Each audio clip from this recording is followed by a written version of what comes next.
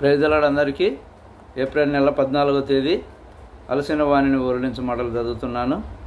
ఈ దినం పుట్టినరోజు పెళ్లిరోజు జరుపుకుంటున్న వారందరినీ కూడా రక్షకుడైన యేసు ప్రభు సమృద్ధిగా దీవించునుగాక. నీ వెలుగును నీ సత్యమును బయలుదేరజేయుము, అవి నాకు త్రోవ చూపును. కీర్తనలు 43:3.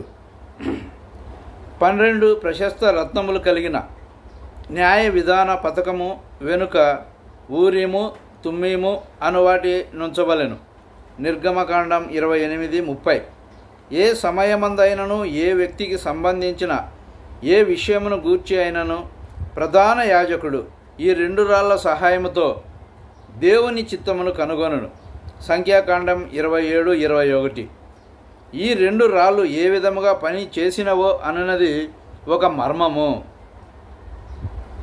ప్రధాన యాజకుడు తప్ప వాటిని ఎవరునూ కనుగొనలేరు. ప్రధాన యాజకుని వస్త్రములన్నిటిలో అవి మిక్కిలి ప్రాధాన్యత గలవి. పాత నిబంధన కాలంలో దేవుని చిత్తమును కనుగొనుటకు అవే సాధనములు. అందుచేతనే దావీదు ప్రధాన యాజకుడగు అబ్యాతారును ఏఫోదులోని ఊరీము తుమ్మీము ద్వారా దేవుని చిత్తమును కనుగొనుటకు దానిని తెమ్మని ఎడతెగక అడుగుచుండేవాడు. 1 సమూయేలు 23:2, 4, 9, 11 వచనాలు. దావీదు అదుల్లాము గుహలో దాగుకొనినప్పుడు కష్టములలో బాధలలో నున్నవారు ఆ గుహలో అతని యొద్ద ఉండుటకు వచ్చిరి. అక్కడనే దావీదు దేవుని అనుభవపూర్వకముగా ఎరుగగలిగెను. ఆ గుహలో నుండి దావీదు 34, 57, 107, 108 కీర్తనలను వ్రాసెను.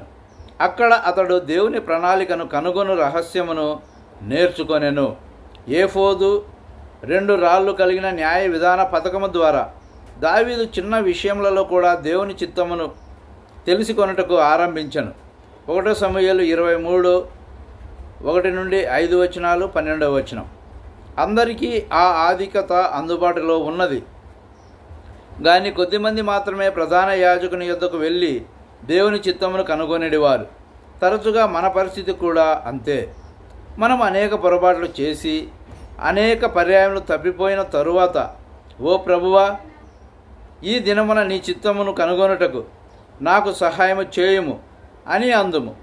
ఈ పాఠమును మొట్టమొదటిలోనే మనము నేర్చుకొనవలెను. యేసుక్రీస్తు ప్రభువే జీవించుచున్న మన ప్రధాన యాజకుడు. ఇప్పుడు మనమందరము ఆయన ద్వారా దేవుని చిత్తమును కనుగొనగలము. మనము మోకరించి తన చిత్తమును చూపించుమని విశ్వాసముతో దేవుని ప్రార్థించవలెను.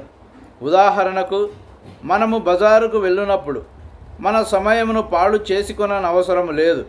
సామాన్యముగా జరుగునట్లు చివరిలో దుకాణదారుని ద్వారా మోసగించబడనవసరము లేదు. నన్ను సరైన దుకాణమునకు తీసుకొని పోయి నేను నా సమయమును ధనమును శక్తిని పాడు చేసి కొనకుండునట్లు సహాయము చేయమని ప్రార్థించిన ఎడల ఆయనే మన పక్షమున బాధ్యత వహించును. బేరమాడుటలో సమయము వ్యర్థపుచ్చనవసరం లేదు.